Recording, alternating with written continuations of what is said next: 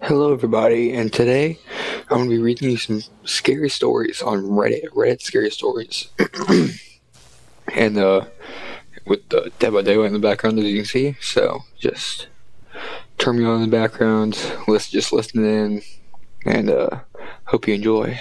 So the first one from r/no sleep, posted by Gamal Frank.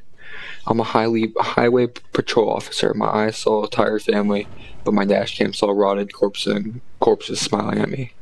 I am parked directly under the harsh, buzzing fluorescent canopy of a 24-hour fuel station. I have locked all four doors. I have the engine running, the heater turned on high, and all the interior lights illuminated. I am surrounded by concrete and artificial light, and I still cannot stop my hands from shaking against the steering wheel. I'm a county law enforcement officer, but I've only been on the force for 2 years. But I've built a reputation for being strict, thorough, and completely reliant on protocol. I like rules. I like guidelines. In this line of work, the manual is your best tool. If you follow the steps, if you run the plates, if you approach the vehicle at the correct angle, you eliminate variables and maintain control of the situation. My assigned patrol sector is a massive, desolate stretch of a two-lane county highway. It is a lonely, isolated assignment. The road runs along the eastern perimeter of a massive, deep freshwater lake. The layout of the geography means that there is absolutely nothing out there. On the left side of the highway, there is a steep, rocky embankment that drops directly down into the dark water of the lake. On the right side, there is an endless, dense expanse of thick pine forest. There are no houses, no streetlights, and no intersecting roads for over 40 miles. It is just a ribbon of dark asphalt trapped between the deep woods and the deep water. I work the graveyard shift. I patrol this highway from 10 at night until 6 in the morning. Usually the entire 8-hour shift consists of driving back and forth in complete silence, listening to the hum of my tires and the occasional crackle of the dispatch radio. Sometimes I pull over a long haul trucker who missed a turn, or a local teenager driving too fast. It's a quiet, predictable job. Tonight started exactly like every other night. The weather was clear but very cold. A thick layer of fog was rolling off the surface of the lake, creeping over the embankment and drifting across the asphalt. I was cruising at 40 miles per hour, holding a cup of lukewarm coffee, scanning the dark road ahead. So, pause real quick. Lukewarm coffee is like the worst. Let's be honest here, it's horrible. It's the worst coffee thing you've ever tasted. But anyways, back to the story. At approximately 2:15 a.m., I saw a vehicle driving a few miles ahead of me. I sped up slightly to close the distance. It was a dark-colored minivan, an older model. It was traveling well under the speed limit, moving at maybe 30 miles per hour. As I got closer, I noticed two things. First, the passenger side taillight was completely burned out. Second, the vehicle was swerving. It was not violent, erratic swerve, but a slow, drifting weave. The tires drifted over the solid little yellow line in the center of the road, corrected slowly, then drifted back over to the white shoulder line near the edge of the lake embankment. Protocol for this is clear. A burned out tail light is a minor traffic violation, but combined with the swerving, it establishes reasonable suspicion for driving under the influence or extreme driver fatigue. I had to initiate a traffic stop. I pulled up behind the minivan, keeping a safe distance of 3 car lengths. I reached down to the center console and flipped the switch for my overhead emergency lights. Flashing red and blue strobes instantly illuminated the dark highway, reflecting off the thick pine trees on the right and cutting through the fog drifting off the lake to the left. The driver of the minivan reacted slowly. It took him nearly a quarter of a mile to register the lights in the rearview mirror. Wow, it's a really long time. Eventually, the right turn signal blinked, and the van slowly pulled over to the narrow gravel shoulder, coming to a stop just a few feet away from the steep drop-off into the water. I pulled my cruiser into the shoulder behind them.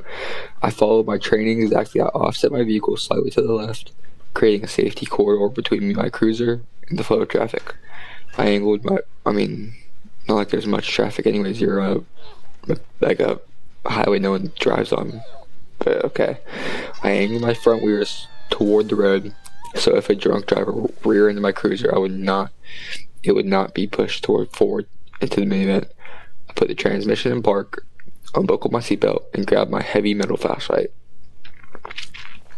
I stepped into the cold night air.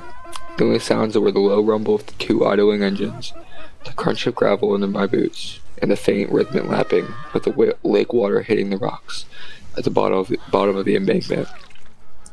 I walked up to the rear of the minivan, reached out with my left hand, and firmly pressed my palm against the trunk lid.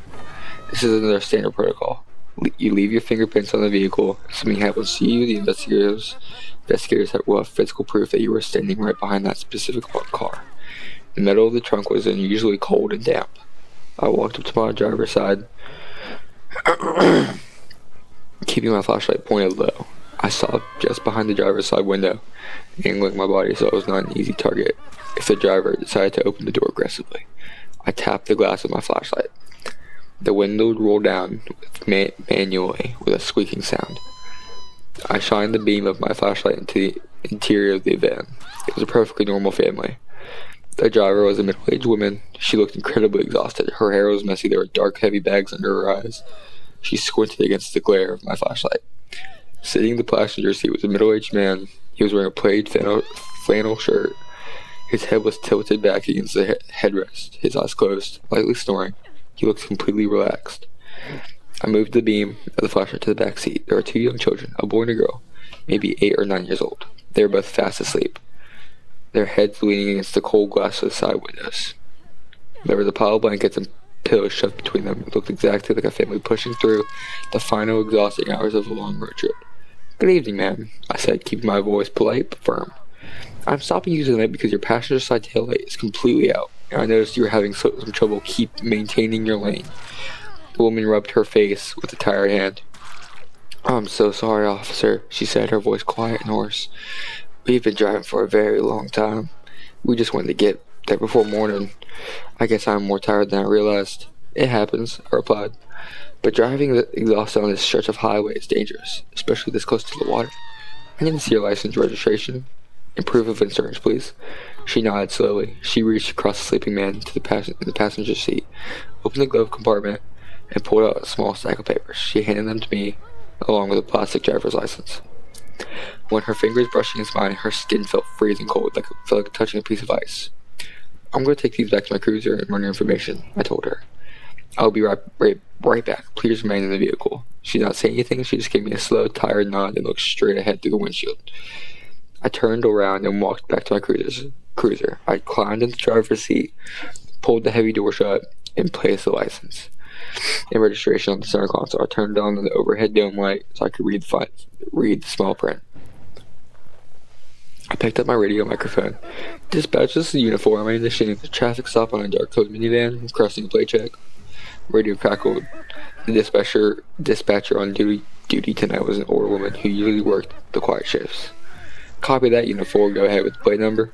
I read the alphanumeric sequence off the registration paper. "Copy." She replied, "Stand by. System is running a little slow tonight." I put the microphone down, settled back into the seat, enjoying the warm air blowing from the heater vents. The heavy protocol of the stop was complete. Now I just had to wait for the computer system to verify the documents, write a simple warning ticket for the broken taillight, and advise the tired mother to pull over and rest. While I waited, I glanced down at my center console. Mounted directly below the radio is a small heavy-duty monitor. It displays the live video feed from the cruiser's dashboard camera. The video records continuously during its traffic stop, capturing everything that happens directly in front of my vehicle. The video is strictly black and white, designed to capture high-contrast details like license plates in low-light conditions. Out of pure ingrained habit, I looked at the monitor to ensure the camera was recording the minivan. I stopped breathing. The image displayed on the screen was wrong. It was entirely, fundamentally wrong. I looked at the screen and my brain struggled to process the visual information. The camera was pointed directly at the space in front of my cruiser. The red and blue strobe lights were flashing across the scene in alternating waves of bright white and deep black. The vehicle in the monitor was not the minivan I had just walked away from. The van on the screen was crushed. The roof was caved entirely inward, bending the metal frame down toward the seats. The rear bumper was twisted and hanging off by a single rusted bolt. The exterior was completely covered in thick, dark, hanging layers of aquatic algae and river weeds. The tires were flat, rotting, and half buried in thick mud. Oh, so crashed in the waters, I assume, in the lake. It looked exactly like a vehicle that had been pulled from the bottom of the lake after decades of underwater. of being in the water. But that was not the part that made my blood turn ice. The dashboard camera was positioned directly behind the rusted, crushed rear window of the van.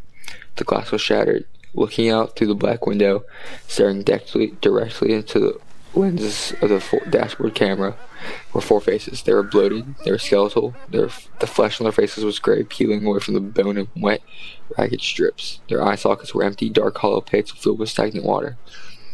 They were pressed tightly together in the back of the crushed vehicle. The mother, the father, the two children. They were all looking directly at the camera, and they were smiling. It was not a natural expression. Their jawbones were pulled back, stretching their rotting, waterlogged skin into wide, unnatural, gaping grins. They were completely motionless, suspended in the grainy black and white feed, just staring and smiling at the lens. A wave of suffocating panic slammed into my chest. My hands gripped the edges of the monitor so hard, my knuckles turned white. I thought the camera system was malfunctioning. I tore my eyes away from the screen and looked up through my windshield. Parked 20 feet in front of me was the pristine, dark-colored minivan. The metal was clean, the roof was perfectly intact. Sorry, I can't breathe. Okay. Oh, why is that? I can't breathe. 1 second.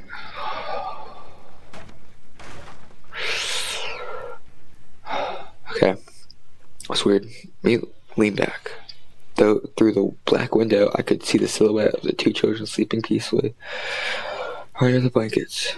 I could see the mother looking into her side mirror, watching my cruiser. Everything was perfectly normal. I looked back down at the monitor. The crushed rusted algae-covered wreckage was still there. The four rotting, skeletal corpses were still there. They had moved. The mother had raised her hand, a skeletal, bloated arm, covered in peeling wet skin. Thick green weeds was pressed against the shattered glass of the rear window. She was tapping on the glass from the inside. I could not hear the tapping through the heavy doors of my cruiser, but I could see the bone of her finger hitting the lens on my screen. Tap, tap, tap. They were still smiling that wide, gaping, impossible grin. I felt dizzy. I can't feel dizzy right now. I'm not even lying. Like, my stomach is like...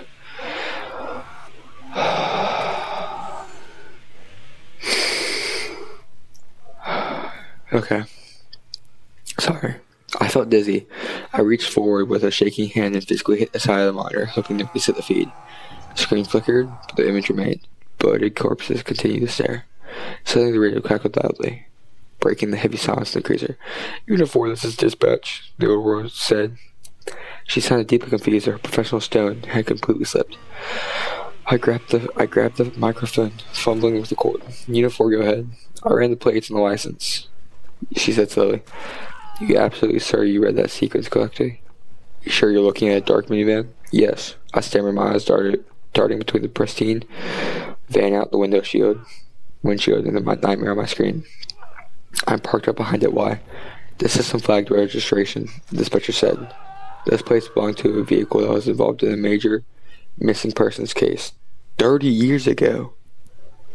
30 Jeez. I felt the blood drain from my face. Missing? "A family of 4, she read from her screen.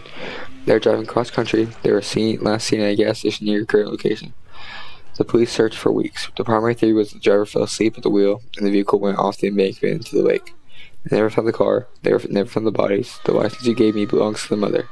Her status is listed as legally dead." The radio went silent. I sat completely frozen in the driver's seat. The heater was blowing hot air into my face, but I was shivering uncontrollably. I slowly raised my head, looked through the window shield. The pristine minivan was gone. It had not driven away. I had not heard the engine start. I had not heard the tires crunching in the gravel. The red brake light was simply gone. The space for my cruiser was completely empty. I reached up and engaged the mechanical lever for the high-powered spotlight mounted on the driver's side pillar. Twisted the handle, aiming the bright beam of light directly at the patch of gravel where the van had been parked seconds ago. There were no tire tracks. Instead, covering the gravel shoulder was a massive puddle of thick, black, stagnant water. The water was actively bubbling, seeping quickly into the dirt. A horrible foul smell began to enter the air vents of my cruiser. It smelled like dead fish, rotting wood, and ancient, stagnant mud. I looked down at the dashboard monitor.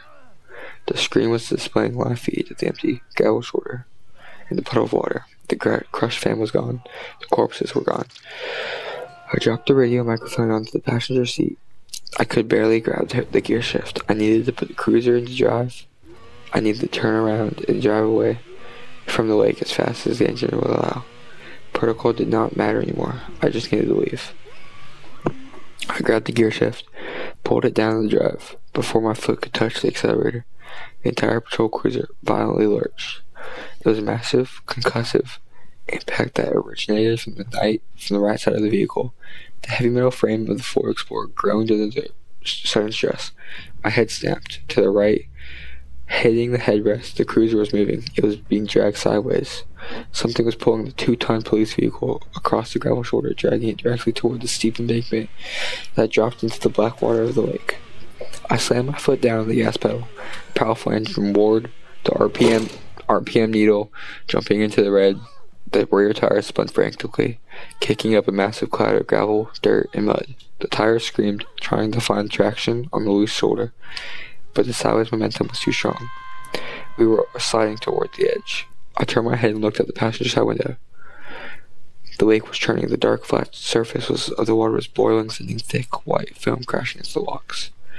Rising out of the freezing black water were 4 figures. It was the family, the mother of the father, 2 children. They were not human anymore. They were bloated, skeletal, rotting corpses from the camera monitor. Their flesh was gray and peeling. The empty eye sockets stared blankly at my cruiser. Their jaws unhinged, locked into that wide, horrific grin. They were suspended in the air. Attached to the back of each rotting corpse was massive, thick, muscular appendage. They looked like dark, white, glistening tentacles, thicker than tree trunks, emerging from the deep water of the lake. The tentacles were fused directly into the spines of the corpses, using the dead human bodies like fleshy, rotting puppets. The tentacles extended from the lake, reaching up to the rocky embankment. The rotting puppet corpses of the family were pressed directly against the side of my cruiser. Their blowed, skeletal hands were gripping the window frames, the door handles, the wheel wells. The strength of the appendages was impossible. They were dragging the heavy police cruiser sideways through the deep gravel, inch by agonizing inch, pulling me closer to the drop-off. The smell of the stagnant water and the rotting flesh was overwhelming, filling the cabin of the cruiser. The metal doors buckled inward under the crushing pressure of the tentacles. The passenger side window shattered, spraying tiny cubes of safety glass across the front seat. One of the bloated, rotting arms reached through the broken window. Skeletal fingers, dripping with thick lake mud, grabbed the fabric of my passenger seat, pulling the cruiser harder toward the cliff. The rear tires of my cruiser slipped over the edge of the embankment. The back of the vehicle dropped violently, the undercarriage slamming against the sharp rocks. My stomach dropped. I was angled upwards, staring at the night sky. The black water of the lake was churning wildly, just a few feet below my rear bumper. I had exactly 1 second before the center of gravity shifted completely. The cruiser tumbled backward into the deep water. I grabbed the steering wheel with both hands, locked my elbow, slammed my heavy police boot completely down the accelerator pedal. The engine screamed, pushing maximum torque to the all-wheel drive system, the front tires still gripping the solid asphalt of the highway lane. Bit down hard, the rubber burned against the road, filling the air with thick white smoke. For a terrifying, agonizing second, the cruiser held completely stationary, suspended in a brutal tug-of-war between the horsepower of the engine, the crushing strength of the tentacles in the lake. The metal frame groaned, the engine whined, then the front tires caught traction. The cruiser violently jerked forward, and sudden, explosive forward momentum ripped the vehicle out of the grip of the rotting corpses.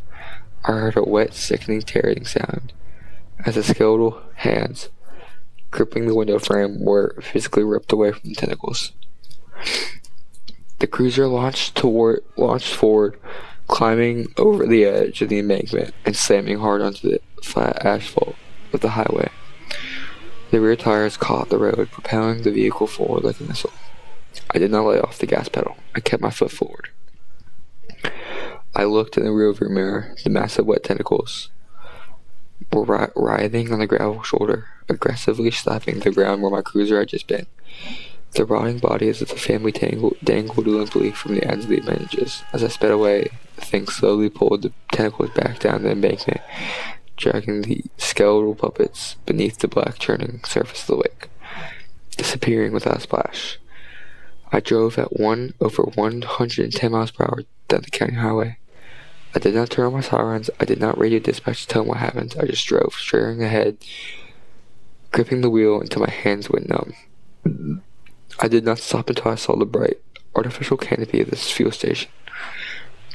I pulled under the lights and threw the cruiser in park. I have been sitting here ever since. I've checked the passenger side of my vehicle. The window is completely shattered. The heavy metal doors are deeply dented, crushed inward by massive circular pressure. Sitting on the passenger seat, resting amidst the broken glass, are 3 severed skeletal fingers, completely covered in thick, foul-smelling lake mud. I'm not going back to the station. I'm leaving the keys in the ignition. I'm walking away from this shop. I do not care about the rules anymore. I'm writing this on my phone and posting it here as a direct warning to anyone driving alone tonight.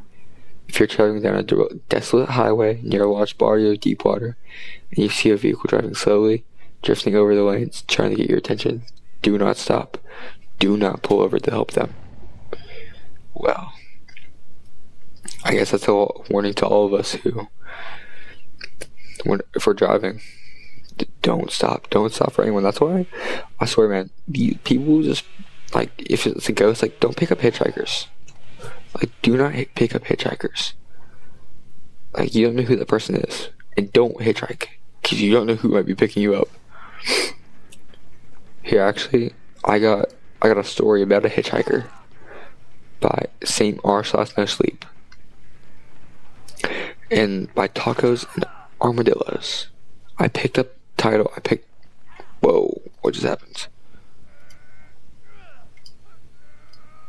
The freak? Sorry, there's just a slight technical difficulties. I hate technical difficulties. Let's see. Here, I got a different one since that one wasn't working. I left a group trip early. When my friends came back, something was very wrong. A couple of years ago, I saw a guy wearing a jester costume as I was walking home. It wasn't creepy, just very awkward. He was holding a stack of leaflets, trying to hand them to people who were clearly avoiding eye contact. It was too colorful and over the top. The whole thing just screamed try hard. I almost walked past him like everyone else, but then he stepped in front of me and held one out. Hey, step right in. The fun starts when you arrive at Blue Carnival Island, he said in a goofy voice. I frowned at him. Sorry, he said quickly, dropping the voice immediately. I know it looks weird. If I don't hit a sign-up quota, they'll make me wear the hat too. He cringed slightly. I looked down at the leaflet. Blue Carnival Island Experience, sponsored by the logo of an energy company, sat beneath the title. A holiday? I said. Yeah. He smiled, still a little embarrassed. Group trip package, got flights, accommodation, the whole thing. It's actually really good, to be honest. You know, it's not convincing. I'm better when people don't directly look at me, he said with a grimace. It ruins the illusion. He smiled, not a ridiculous smile this time, just normal. I laughed. Despite myself, when we continued talking on the street for longer than I expected, we started texting that night. His name was Matt. He was very easy to talk to. At first, we made jokes about the costume, then it turned into a longer conversation. Hobbies, life, all sorts of stuff. A few days later, we made up again in town. He wasn't wearing the costume. I couldn't help noticing he was actually pretty good looking without all the powder and makeup. We talked over lunch. As we were finishing up, he asked if I'd given the trip any more thought about the trip. I do need to get paid, remember, no pressure, he grinned. After a bit more banter, I finally asked him for the actual details and he began explaining the arrangements. I get a bonus if the group stays together, he said at one point. That's kind of their whole thing. He hesitated for a second. It's a structured experience. Probably just one of those all-exclusive trips where you meet new people and end up staying in the same hotel, I thought. A week later, I signed up. My friends Chloe and Tyler were coming too. I convinced them that it would just be something we could post about after and laugh over drinks. When we arrived at the bus station, I was surprised to see about 60 of us, possibly more. There were families, couples, and a few older people. Matt arrived in full costume, bouncing between people, high-fiving kids, hyping everyone up. It all felt fun at the time. And then when he caught my eye in that dumb costume again, he smiled in a way that made everything else blur out for a second. "Sarah, you made it," he said when you got close. "Of course, I'm your best recruit." Not even remotely true. He smirked, but I'll pretend it is. I got a little thing we got going on over here. Little something going on. Little something. Before boarding, he gathered everyone together. "All right, everyone, just one thing," Matt said, clapping his hands lightly. "When we get there, it's really important you stay with the group. Don't wander off on your own." "Why?" someone asked. He hesitated just for a second. "Wouldn't want anyone getting lost." That's kind of sus. Like, I don't know. Everything was going normal. It was normal until Amsterdam. The flight to the island was delayed overnight. Matt handled it almost instantly, booking hotels, reorganizing transport, keeping everyone calm. I had to admit, it was impressive. If anything, Chloe joked that he should quit and get a real job. He just laughed it off nonchalantly. At the hotel, everything felt like a temporary inconvenience. People were drinking in the lobby, making the best of it.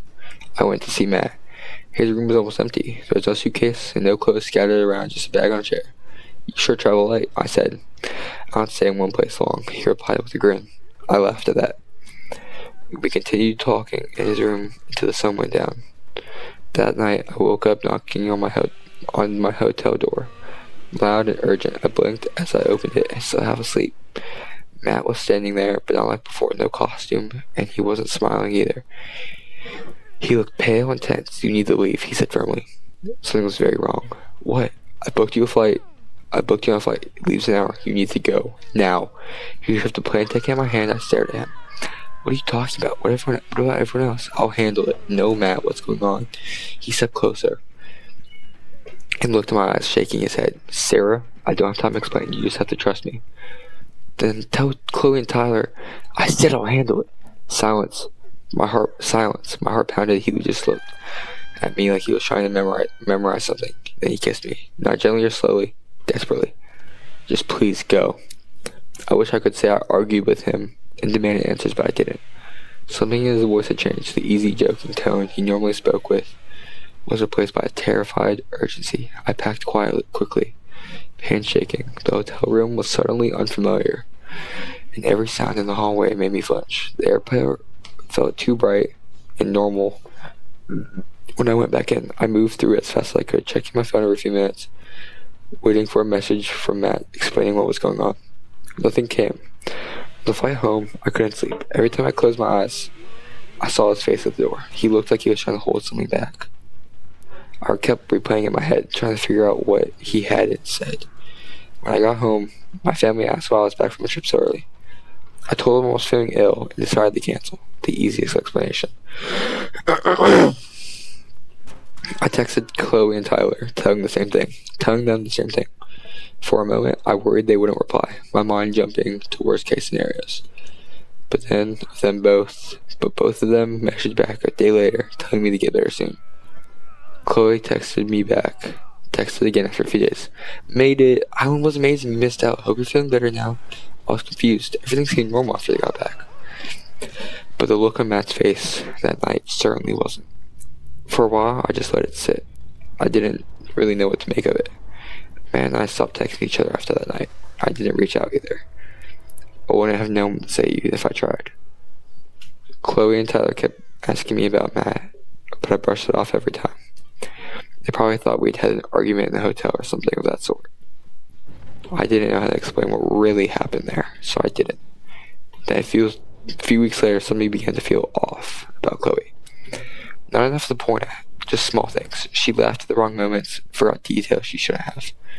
I only noticed because I'd known her for years. Tyler's change was more noticeable. It was still him, just quieter and flatter in general. At one point, I mentioned something that happened years ago. Something all three of us had been there for. Chloe hesitated, then she smiled and said, "Oh yeah, that." But it wasn't right. It wasn't how she used to remember things. but I couldn't put my finger on it, so I tried to disregard it and move on. Then the weeks passed, 10, then months. Nothing felt out of the ordinary, at least nothing I could point to yet, until one night at Chloe's. We were in her kitchen, cooking like we used to. She was talking about something, but I wasn't really listening. I was watching her. Caught myself doing that a lot lately, looking for something I couldn't quite name. Then mid-sentence she faltered. Just slightly at first. She repeated a word like she'd lost her place. Then her eyes rolled back. Not naturally, not like someone fainting or blinking too hard. They spun fast and unnatural until there was nothing but white. For a second, that's all I could see. 2 blank whites staring straight through me. I screamed. Then just like that, they snapped back. She blinked a few times, looking confused. Sarah, oh my gosh, are you okay? I couldn't speak. I stared at her, my heart pounding so hard it hurt. I took a step back without meaning to. I stopped myself. What was I supposed to say? After a few moments, she laughed it off. She said she felt dizzy for a second. Low blood sugar or something. Everything seemed normal again. So I nodded and pretended to accept it. Then we went back to cooking, but my hands wouldn't stop shaking, because I knew I hadn't imagined it. And deep down, I already knew there was only one person who could explain it. I called Matt that night. It had been months since that night in the hotel, and I was surprised he even answered. At first he avoided it, tried to brush it off, as if I was sure, or if maybe I'd just been tired. But there's something in my voice that gave me away. After a pause, he sighed. Can we meet? He said. I'll explain properly. He came over later that evening. No small talk, no easing into it. The second he stepped inside, I turned to him. What happened on the island? He sat down and didn't answer straight away, but when he did, his voice was calm. Too calm. Do you believe there are other versions of you, Sarah? He asked. Not really. That's fair, he said. Most people don't. He looked at me. But there are versions where your life goes differently, depending on what decisions you make, right? Sure, I nodded. He took a breath, then continued. Some changes are small. You might end up with a different haircut. Others are bigger. You might live in a different place. I frowned, but kept listening. And some of those versions of you are not okay. My blood ran cold. They're suffering. He continued, in ways you can't imagine. Matt, why are you telling me this? Because you need to understand what I did. What you did? He memorized. The island. It's where they switch people. Silence. I waited for the punchline, but there was none. The version of you that goes there doesn't come back. I swallowed. This is not funny. But his face was dead serious. Silence stretched between us again. Then where are they? I finally said, quieter. Somewhere worse. Much worse. And the people who come back, I whispered, they're from those other places.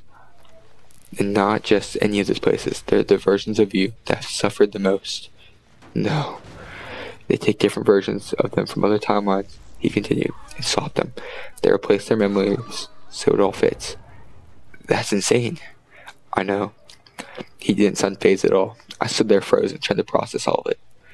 But why? He paused and looked away for a second, like he was deciding how much to say. Because every time it happens, it generates energy, he said. A lot of it. More than anything else they found. And you, work for them? He nodded. Why would you tell me this? My voice cracked. Because I couldn't send you there. That hit harder than anything else. For a moment, he didn't say anything. Then he exhaled, slowly, like he'd been holding it in for a long time. I wasn't always a part of this, he said. I was on a trip in Thailand a few years ago, backpacking. One night I got taken. Wrong place, wrong time. No idea who they were. I just remember the pain, the blood, the screaming. It went on for weeks. Every day, from morning till night. He paused as if recalling the horror of it. And then one day it just stopped. He continued, not gradually. All of a sudden it was just gone. And I woke up somewhere else, clean, no injuries or pain. Where? I asked quietly. A facility. Rooms full of people. They were unconscious, lying on beds. Thought it was a hospital at first. He shook his head. One of the staff came over, explained it was like it was nothing. Said those people were being processed. They were memories were being replaced so they'd match the versions of themselves in this world. From this world, I stared at him. They told me what had happened. He went on, that I'd been switched. The version of me that belonged here had gone to the island for a holiday. I took his place. So he's not even the real wow, he's not even the real version. My throat felt dry. And they just told you that? They didn't care if I believed it. He said they gave me a choice. He paused briefly. I could have my memories replaced like those people, live this version of my life like nothing ever happened. Or I could keep my memories and know the truth. And you chose. I began. I chose to remember. He said, but it came with a condition. He rubbed his forehead. I had to work for them, he continued. Recruitment. Minimum of 10 people every cycle. Why you? I asked the same thing. He said, they said I scored high on emotional intelligence and communication, and that I was mentally stable enough to function after what I'd been through. He gave her a humorless smile. Apparently that's rare. A chill ran through me. What I had once found so endearing and real, his awkwardness, the way he stumbled over words. I couldn't help but question how much of it had ever actually been real. And if you don't, I asked if I don't meet the quota. He said I'm fired. That means that one of my memories, replace me them with the ones from the version that was here, the ones that who sent to Thailand in my place. Silence settled between us. So either I do this, he said quietly, or I let them take it all away and go back to not knowing any of this, like your friends. Then it all came rushing back. Chloe's hesitating over memories she should have known instantly. Tyler reacting just a second too late. All the things that I tried to ignore because they didn't make sense on their own. But together, they did. They weren't them. I was looking at something wearing their faces, carrying their memories. While the weird Tyler and Chloe had been sent somewhere far worse, it was my fault. I had convinced them to go. And if Matt hadn't told me to leave that night, that would have been me too. A cold, sinking feeling settled in my chest as another thought followed it. If you don't meet the quota, I said, slowly, then your memories are replaced? That would make me the only one who left who knew. And even then, would it matter? I only believed Matt because of everything I'd seen. The way the night played out. The look on his face. The things I noticed afterwards. The way Chloe's eyes went completely white. I thought about trying to explain all this to anyone else. My family, the fake Chloe and Tyler, anyone else. But I already knew how it sounded. Insane. No one would believe me. I looked at him. How many people? I asked him. How many people have been switched? I don't know, he said. Then he looked back at me. But it's more than you think. That was the last time we really talked about it like that. After a while, it stopped being something we discussed and preferred to avoid. Life went on, and eventually we got together. If I'm being honest, I didn't feel safe anymore without him. He was the only one who understood what happened. The only one who knew. Nowadays, we still go to work, see friends, make plans. We still do everything we did before. I still see him come home in that jester costume. But it doesn't look ridiculous or even remotely funny anymore. Sometimes things start to feel normal again. I think we both try to believe that. As long as he meets that sales quota, which he always does, nothing changes. He's still my Matt, the same Matt I met the night, handing out flyers, and he'll keep meeting it. He has to. But wait, the two is linked. It has a link. What's the link to? Reddit? It's just a different Reddit page. Wait, did I say the owner, the writer of the story? Oh, sorry. Barbershops No Sleep, Twisted Arbor Tales. That's who wrote this story. Okay, I think I'm gonna do one more. Let's see. Let's see which one. Stay by the Fire.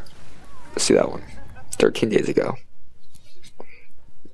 Oh, more technical difficulties. Frick, man. Alright, we'll do a different one then. Sorry, this is kind of annoying. Stupid technical difficulties, bro. Alright. r/sleep.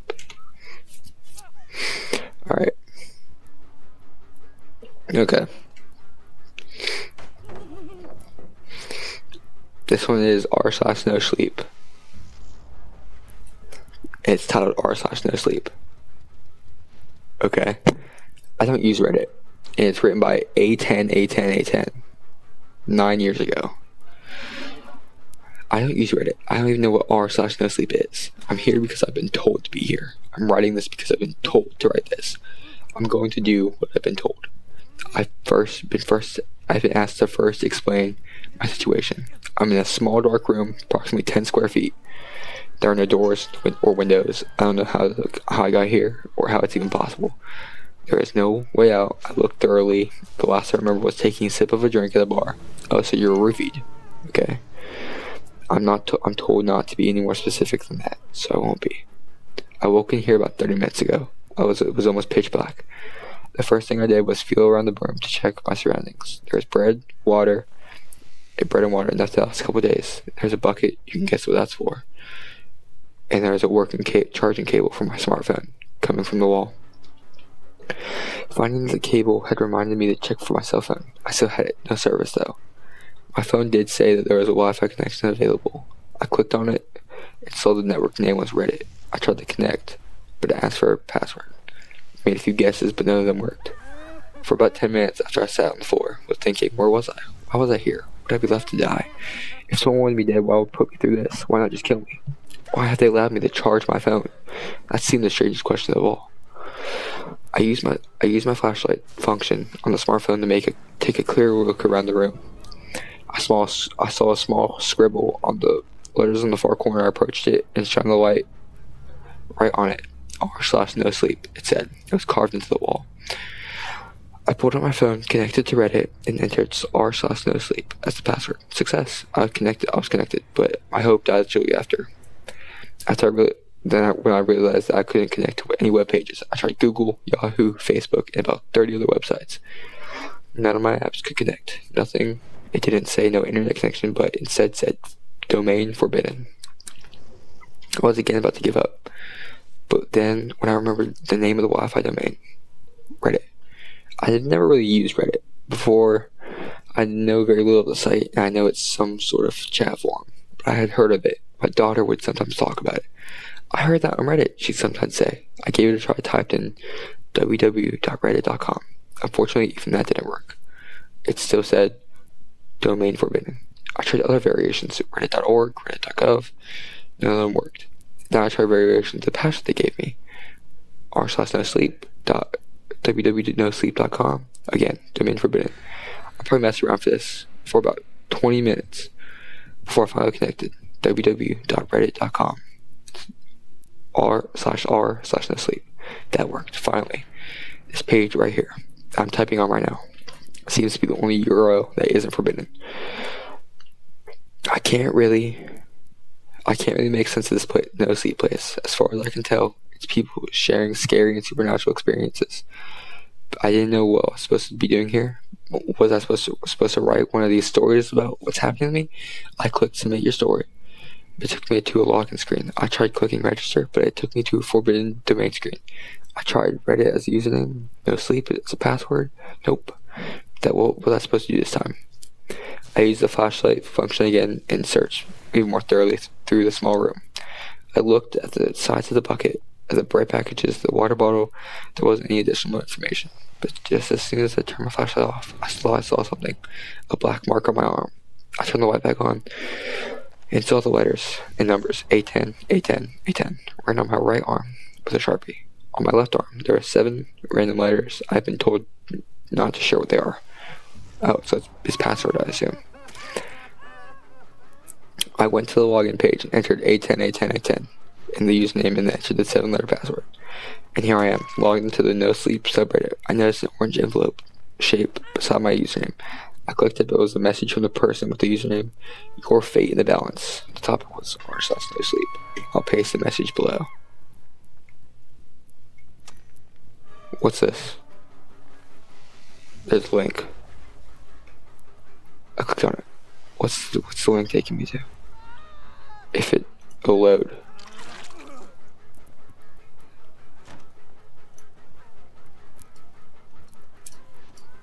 I'm closing that out. Alright, here, I'll finish. Hello, welcome to Reddit. It's the front page of the internet, you know. You're probably wondering, who are we? Why are we doing this to you? The answer to those questions are that we are many. And we're doing this because we enjoy it. You have a chance to get out of this a lot, we promise you do. But there are some ground rules you must follow. You will share this experience on no sleep. Tell the truth, be honest and emotional. Unemotional. We repeat, unemotional. We will edit your post to add a screen cap of this message.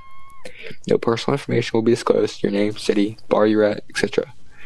Do not change your Reddit password or share it. We will know if you do, and there will be repercussions. Don't beg for your life. We find that boring. People will comment on your submission. One of those comments will be from us. You will know it when you read it, but nobody else will.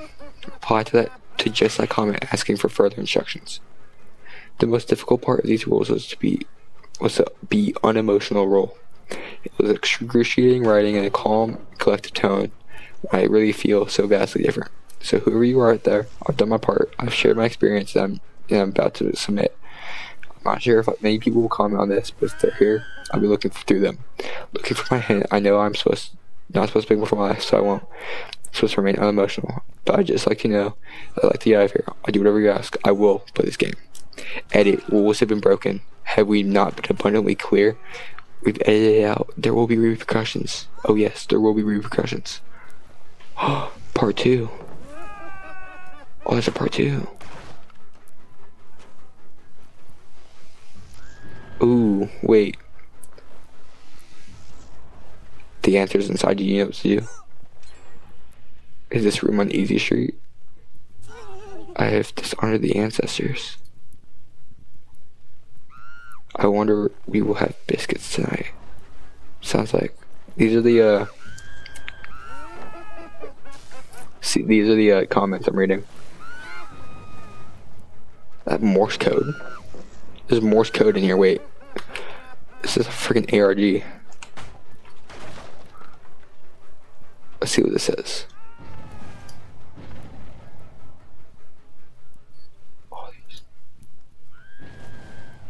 Can I like translate?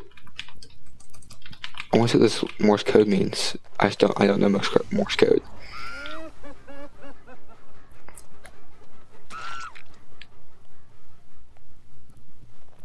Okay, I might be able to, alright, if any of you all know, alright, Norma's quote, no Morse code here. So it's dash, dot, space, dot, space, dash, space, dash, and a slash, and dot, space, dash, space, dot, space, space, dash, space, and then slash, and then dash, space, space, space,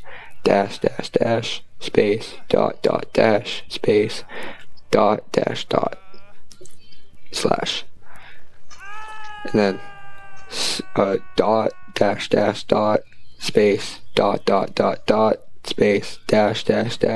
space, space, and that's the username. Okay, I want to go to this part 2. What's this? Part 2. Okay. Alright, it's this is part 2. It's now a day later. I've been here for more than 24 hours. More than half the bread left here for me has already been eaten. More than half the water has been drunk. It stinks like foul in here. You can probably guess why.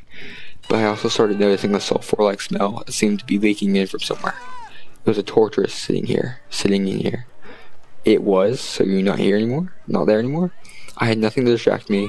The internet was blocked. My only escape was reading other no-sleep stories.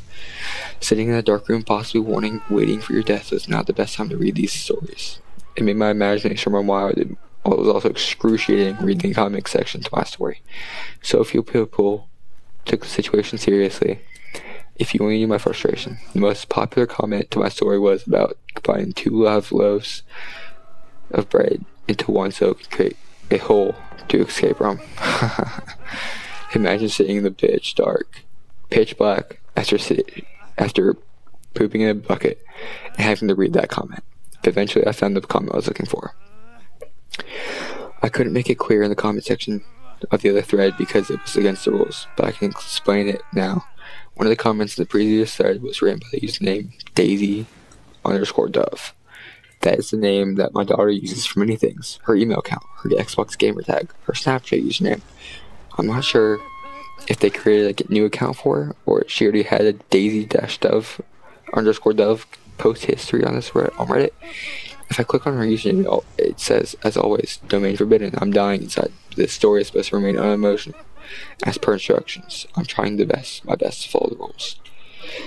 It wouldn't be too difficult for them to find out her username and create a fake account to trick me. That's what I tried to convince myself. I responded to the Daisy Dove comment on my story.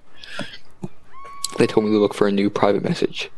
I found it and opened it. It was a picture of my 14-year-old daughter. She was standing in front of the front door of our house. What does this mean? They've taken her? Or they could take her? I hope it doesn't break the rules to say this. I'll write it as calmly as possible, but it's the most difficult hour or so of my life. Sitting in the dark looking at the picture, there's a message attached to it. Maybe now you'll try harder to follow the rules. I also eventually received a message from Your Fate in the Balance with further instruction. Well, good evening, 810. I hope you're having a comfortable stay. I see your first story had quite the reaction. What is that, over 1,500 votes at the moment? Almost 3,300 comments? Well done. Somebody with us has a message for you. We'll let her come and type it out herself. Dad, please, just do what they say. They'll let us live. I know they will. Aw, that sure was nice, wasn't it? Was that really her typing those words, or just us pretending? Hard to know, isn't it? I guess we'll just have to take our word for it. She looks so beautiful as she sat here typing it out. Would be a shame if something bad were to happen to her. Like if certain rules weren't followed. Speaking of broken rules, somebody who was a bad boy on his first no sleep story. We caught your emotional play the moment you submitted it. It angered us. It angered us greatly. Repercussions were promised, and they will be arriving shortly. In the meantime, you can start writing part 2 to your story. Same rules as before, but do not submit your new story until notified. And if you're getting bored, here's some reading for you. And then that sulfur. Oh, it's a freaking mustard gas. It ended right. Yeah, it's mustard gas. It ended with a Wikipedia link to sulfur mustard, which is mustard gas, a poisonous gas infamous for its uses in World War One. That explains the smell I noticed leaking in. I looked through the window, looked through the wiki page, and noticed a few things about the gas. It often takes up 24 to 48 hours for effects to begin. I also looked at the specific symptoms to see what exactly was in for. It was one of the most excruciating deaths imaginable. Yep. You're exposed, skin burns and blisters full of disgusting yellow fluid. There will be vomiting, diarrhea, abominable pain, eyes become inflamed and burn, eventual leaking blood, leaking blood as well. Everything leaking blood. Even as I type this, I noticed the beginnings of blistering. I'm going to follow the rules and write this as unemotionally as I can, but it's already indescribably excruciating. I've noticed a slight fever, stinging eyes, and I'm already partially short of breath. The good news is that I think they were just giving me a taste. They're no longer filling the room with gas. But more than ever, they have my attention. You hear that? No, I don't hear that. Oh, he's talking to them. Never mind. My fault. You have my undivided attention. No more rules will be broken. Just tell me what I have to do to make this stop. I'm finished for now. I'm waiting in agony for my notification. Tell me to submit. Okay, it's been 3 hours. My blistering has gotten drastically worse. Go ahead, look at the pictures on the internet of mustard gas blisters. The ones on my arm are getting bigger. They're starting on my left leg and my neck. I received another message. It is from the Your Fate in the Balance again. I've been told to pass the message, and then respond with just one word. So how is your afternoon going? It might smell like a little like a burnt mustard in there. Sorry about that, but I assume you're doing okay for now.